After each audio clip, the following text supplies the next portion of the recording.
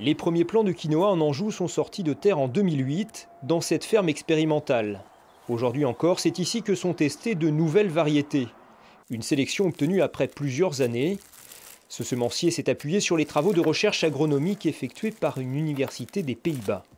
D'abord, je cherche une rusticité, que ça puisse subir des stress typiques de chez nous et survivre.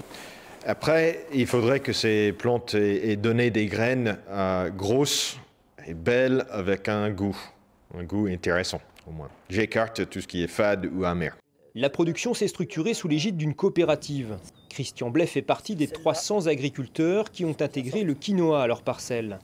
Cette année, il y consacre 4 hectares sur les 100 qu'il exploite en vignes et céréales. Exigeante, cette graine n'accepte pas les écarts de température et répond à un cahier des charges strict. Donc c'est une culture que l'on cultive sans intrants extérieurs. Donc nécessité d'avoir des terrains propres et nécessité aussi que le quinoa domine les autres plantes adventices pour pouvoir avoir une récolte homogène et de qualité. 2000 tonnes de quinoa sont produites par cette filière locale, unique en France.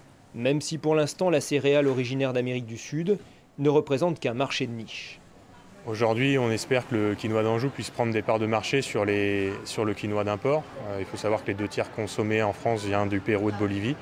L'objectif étant de faire connaître notre produit, de montrer aux consommateurs qu'il existe une alternative à ce quinoa d'import avec du quinoa origine France, notre quinoa d'Anjou. Pour se diversifier, le quinoa d'Anjou a commercialisé une variété rouge. Plantée en mars, la nouvelle récolte est attendue cet été.